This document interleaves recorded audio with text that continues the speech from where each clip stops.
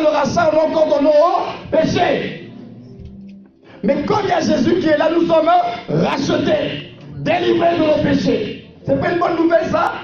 Et ça se passe en lui. Selon la richesse de sa grâce, que Dieu a répandu abondamment sur nous par toute espèce de sagesse et d'intelligence. Il nous a fait connaître le mystère de sa volonté selon le bienveillant dessein qu'il avait formé en lui-même. Tout se passe en Dieu. Même toi-même là, ça se passe en lui. Nous ne sommes que la manifestation de ce qui était en Dieu. Tu es là en chair et en os, ça ce n'est que la manifestation. Mais tu existais déjà dans la pensée éternelle de Dieu. Avant la fondation du monde. C'est avant la fondation du monde que Dieu nous avait connus.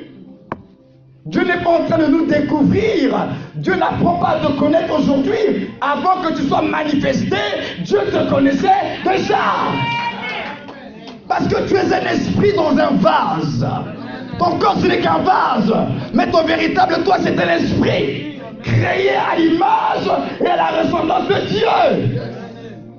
Tu n'es que un vase dans lequel l'esprit qui était avant la fondation du monde te connaissait. Il dit quoi?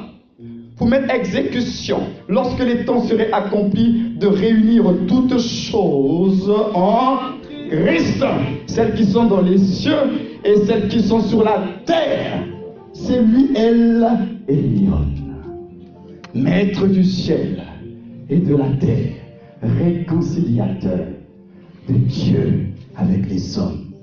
C'est lui qui ramène la paix entre les hommes et Dieu. S'il n'y a pas lui là, nous sommes encore en conflit avec Dieu. S'il n'y a pas lui là, nous sommes encore séparés de Dieu. Mais grâce à lui, la paix entre le ciel et la terre a été instaurée. Et avec ça, on ne va pas l'aimer davantage, notre Seigneur. En lui, nous sommes aussi devenus quoi? Héritiers. Donc, sans Jésus, il n'y a pas d'héritier. Qui dit pas d'héritier, il n'y a pas d'héritage. Donc, nous parlons d'héritier, là, c'est en lui. Donc, vous ne pouvez pas parler d'héritage. On est là, on va posséder l'héritage. L'héritage en question, là, vous l'avez eu comment? C'est par lui. Donc, si vous enlevez Christ, là, il n'y a plus d'héritage. Pas d'héritier. Donc, vous êtes, et nous sommes devenus rien. C'est lui qui nous fait devenir héritier en Christ. Ce n'est pas des slogans, c'est la Bible qui les dit. Ayant été prédestinés suivant le plan de celui qui opère toutes choses d'après le conseil de sa volonté, afin que nous servions à célébrer sa gloire. Nous qui d'avance avons espéré en Christ, en lui, vous aussi, après avoir entendu la parole de la vérité, l'évangile de votre salut, en lui vous avez cru, et vous avez été sans lui il n'y a pas de Saint-Esprit. Sans lui, il n'y a pas de Saint-Esprit. C'est grâce à lui que l'Esprit vient. Et ça, on le verra demain, quand on va parler de l'agneau assis sur le trône. Pourquoi il est assis sur le trône? À cause de cette affaire de Saint-Esprit. Tant qu'il n'était pas assis sur le trône, l'Esprit ne pouvait pas venir. Nous avons été scellés de l'Esprit à cause de lui. Donc on est content de parler en langue, de prophétiser, d'avoir les dons. Mais nous avons ça par qui? C'est par lui, hein? Ah oui. Donc on ne peut pas vivre sans lui. Non. Une fois je faisais une prière au Seigneur, je dis Seigneur, vraiment, je ne veux pas être amnésique, je ne vais pas oublier. Parce que j'avais suivi un film d'une personne qui avait perdu la mémoire, qui avait tout oublié. Et j'ai dit, Seigneur, je t'en supplie, je ne veux pas être amnésique, je ne veux pas oublier, je ne veux pas perdre la mémoire.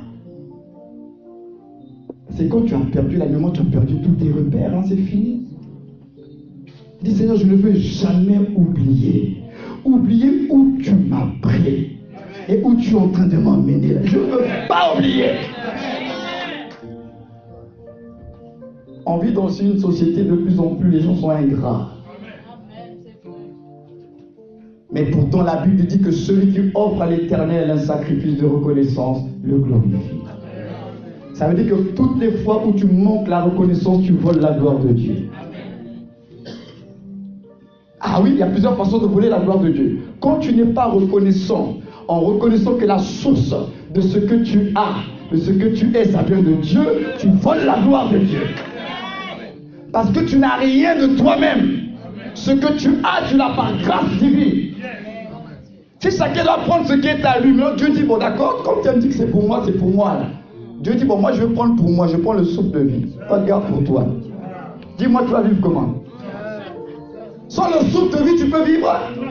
Alors, même la santé, là, tu n'as pas payé pour l'avoir. Si Dieu dit, bon, j'enlève la santé, tu vas faire comment pour aller au travail?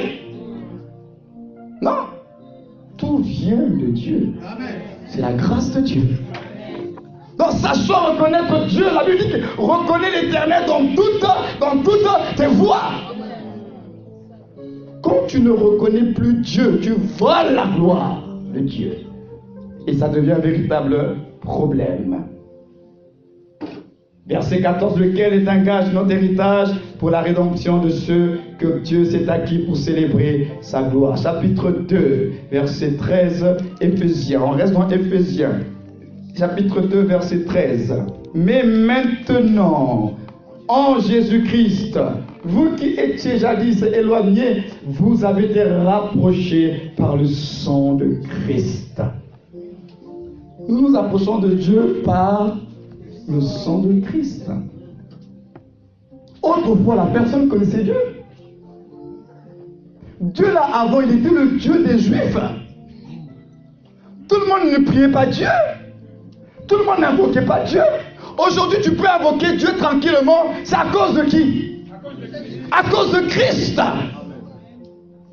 Mais hier, tout le monde n'avait pas le privilège de l'appeler Père. Toi, tu l'appelles Père aujourd'hui avec assurance à cause de quelqu'un. Christ. Même prier, là, tu t'approches de Dieu pas par toi-même. Par toi-même, là, tu ne pourrais pas, tu vas mourir. Nous nous approchons de Dieu par Christ. C'est une grâce, frères et sœurs. Car il est notre Père. Il est notre Père. Il est notre Père. Et la suite du verset, vous voyez qu'il est le réconciliateur. Celui qui ramène la paix, comme je l'ai dit tout à l'heure. Verset, chapitre 3. Verset 8. Et je vous encouragerai à lire tout le livre d'Éphésiens et de Colossiens. Tranquillement chez vous à la maison. Ça, on l'a lu déjà. Il dit à moi qui suis le moins de tous, cette grâce m'a été donnée. Colossiens. Allons-y dans Colossiens. Je veux juste nous donner ce plaisir-là ce soir, que Christ est incontournable dans notre vie. Tout ce que nous faisons pour Dieu, ça doit passer par lui. On existe, c'est à cause de lui. S'il n'y a pas de Christ, non, on ne peut rien faire. Dieu, on ne le sert pas dans la chair, on le sert en esprit. On dit le Fils est l'image du Dieu invisible, le premier-né de toute la création. Verset 16. Car en lui ont été créées toutes les choses qui sont où? Dans les cieux et sur la terre. Les visibles et les invisibles. Trône, dignité, domination, autorité. Tout a été créé par lui et pour lui. Même le diable a été créé par lui. On dit que tout a été créé. Tout a été créé par lui. Maintenant, on veut nous faire croire cette histoire-là, non? Il y a la lutte entre le bien et le mal. C'est comme s'il y a 50% du bien, 50% du mal et encore une lutte. Il n'y a même pas de lutte. Nous avons un Dieu créateur d'un côté et tout le reste ne sont que des créatures. Comment vous pouvez mesurer le créateur avec ses créatures? Lucifer n'est qu'une créature. Il a été créé. toi tu pries là, et lui n'a pas été créé, il existe par lui-même. Il n'a pas de commencement, il n'a pas de fin. Ce qui fait qu'un Dieu comme ça, là, tu ne peux pas lui faire le chantage.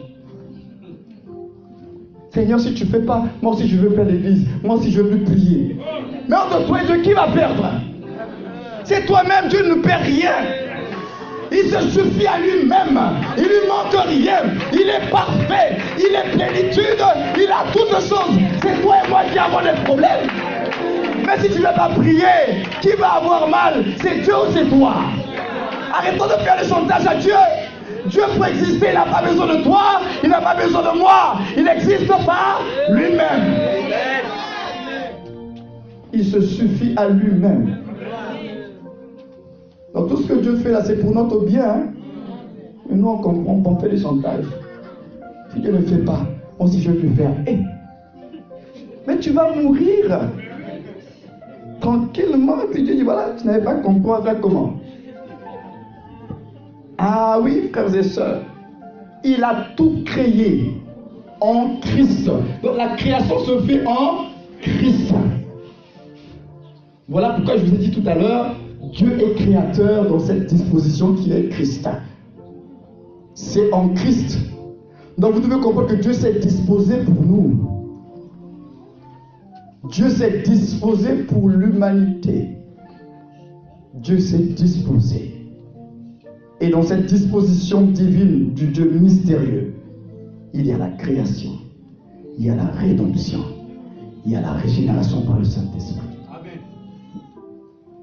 Dieu s'est disposé.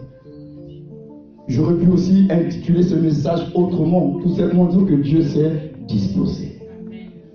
Et les dispositions divines, c'est la création, la rédemption, la régénération, qui nous introduit dans le mystère de Christ. Il est le créateur, il est le rédempteur dans le corps de chair appelé Jésus de Nazareth. Il est régénérateur par le Saint-Esprit.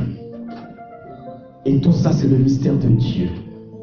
Père, Fils, Saint-Esprit. La parole était avec Dieu et la parole était Dieu. C'est tout. En réalité, si vous lisez bien Jean, le chapitre 1er de Jean résume tout. Je n'arrive pas à comprendre pourquoi les gens sont dans des débats et dans des polémiques. Jean nous explique. Au commencement était là, la parole. La parole était avec Dieu. On a l'impression qu'ils sont deux, il y a une pluralité. Mais Jean termine en disant que la parole qui était avec Dieu, finalement, c'était Dieu lui-même. Maintenant, où est le problème? Qu'est-ce que vous ne comprenez pas? Et il dit, la parole s'est faite chair. Mais dans cette parole qui est au commencement, qui s'est faite chair, c'était Dieu lui-même. Et elle habitait parmi nous, le mystère d'Emmanuel. Dieu parmi nous. Jésus-Christ est venu pour matérialiser la parole. Mais donc, qu'est-ce qui est compliqué à comprendre là-dedans? Il est Dieu. Jésus, c'est le vase, le tabernacle, le temple de Dieu qui est esprit. Jean nous dit tout, mais on ne comprend pas. Il est l'image de celui qui est invisible à travers son corps de chair. Parce que Dieu est invisible et mystérieux. Frères et sœurs, on ne peut pas faire les choses sans lui. C'est pourquoi il a dit sans moi, vous ne pouvez rien faire. Verset 17, on dit, il est avant toutes choses. Et toutes choses subsistent où? C'est en lui, c'est pas en dehors de lui. Vous vous rendez compte? Tout se passe en lui. Toutes choses subsistent en lui. Il est la tête du corps de l'Église. Il est le commencement, le premier-né d'entre les morts, afin d'être en tout le premier, car Dieu a voulu faire habiter en lui toute plénitude. Il a voulu par lui tout réconcilier. On dit, il a voulu par lui tout réconcilier avec qui? Avec lui-même. Dieu n'a pas réconcilié avec quelqu'un d'autre. C'est avec lui-même. C'est avec lui-même. Oh Seigneur, aide-nous à comprendre ces choses. Et nous allons terminer le chapitre 2 de Colossiens.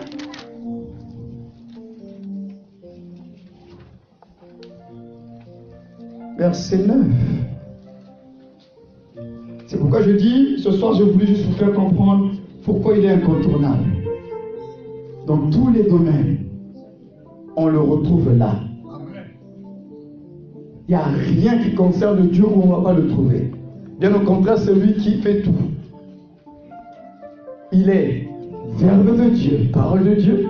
Il est en même temps bras de l'Éternel. Il est le tout.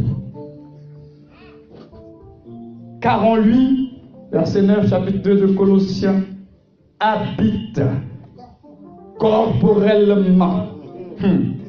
Corporellement. Qu'est-ce qui habite corporellement? Toute la plénitude de la divinité. On a dit toute. On n'a pas dit une partie. On a dit toute la plénitude de la divinité habitée dans un corps, le corps de Jésus. Ça veut dire que le Dieu immense, infini, il s'est lui-même compressé, il s'est lui-même zippé dans un corps d'âme, Jésus de Nazareth. Dieu s'est zippé, on l'a dit toute, il n'a pas donné une partie, il dit toute la plénitude était dans le corps de cet homme. Voilà pourquoi nous déclarons, et nous n'avons pas honte de le dire, Jésus-Christ est Dieu. Parce qu'on a dit tout, on n'a pas dit un peu. Un peu, on l'aurait compris, hein. On a dit tout. C'est pourquoi lorsqu'on parle même du Saint-Esprit, il dit quoi? Dans les derniers temps, je répondrai de mon esprit. C'est pas l'esprit de quelqu'un d'autre, hein. Dieu dit mon propre esprit. C'est-à-dire encore moi-même. Dieu est esprit, non? Alors il dit je répondrai de mon esprit sur toute chair. Donc le Saint-Esprit que vous avez là, c'est Dieu lui-même en vous. C'est pas l'esprit d'un prophète d'Élie, c'est lui-même. Il faut que nous comprenions les mystères de Dieu. Donc à ce moment-là, comme Jésus de Nazareth, nous devenons les vases. Nous devenons les tabernacles de Dieu. Tu deviens le temple. Voilà quand Paul pouvait dire, ne savez-vous pas que vous êtes le temple du Saint-Esprit, une habitation de Dieu en esprit, par Jésus-Christ. Ce soir, j'aimerais que tu puisses te lever, prendre le temps d'apprécier ce que tu as en Christ. En lui, tu as tout. L'élection, la rédemption, le pardon, la justification, le rachat. Tu as tout en lui. Et donc, en d'autres termes, sans lui, tu n'as rien. Mais avec lui, tu as tout. À toi de choisir. Si tu n'as jamais rencontré Jésus, jamais reçu, on dit à tous ceux qui l'ont reçu, à ceux qui croient en son nom, elle a donné le pouvoir de devenir. C'est un privilège de devenir. Non, on ne devient pas enfant de Dieu parce qu'on a été longtemps à l'église avec les parents, on est né dans une famille chrétienne. Non, non, non, non, non. C'est un privilège. C'est un pouvoir que tu reçois lorsque tu l'acceptes et que tu crois en son nom, c'est-à-dire en sa personne. Et à ce moment-là, tu rentres dans le devenir. Si c'est mon nom, j'ai grandi dans une famille chrétienne. Non, non, non, non, non. À ceux qui l'ont reçu. La Bible ne s'arrête pas là. On ajoute et ceux qui croient en son nom. Si tu le reçois et tu ne crois pas en lui, tu ne deviendras pas. Pour devenir, il faut recevoir et croire. Et quand tu as cru, alors tu vas rentrer dans le devenir. Enfant de Dieu. Héritier de Dieu. Co-héritier de Christ. Assis dans les lieux célestes, avec une destinée cachée, que même les sorciers de ta famille vont te chercher, ne te voient plus. Elle est où on la voit plus? On ne la voit plus, parce que tu es maintenant en Christ. Ta vie est maintenant cachée en Christ, en Dieu. Si sa femme te cherche, il faut qu'il ait rencontré Jésus d'abord. Mais il ne peut pas. Parce qu'il sait qu'à Golgotha, la défaite qu'il avait reçue là, il ne peut pas. Alors levons-nous ce soir. Bénissons le Seigneur pour Jésus le Christ, l'incontournable de Dieu pour ta vie. Pour Jésus-Christ, bénis le Seigneur. Bénis le Seigneur. Bénis le Seigneur. Bénis le Seigneur. Jésus-Christ est le don de Dieu. Il a dit à cette femme samaritaine, si tu connaissais le don de Dieu, si tu connaissais le don de Dieu, si tu connaissais le don de Dieu, si tu connaissais le don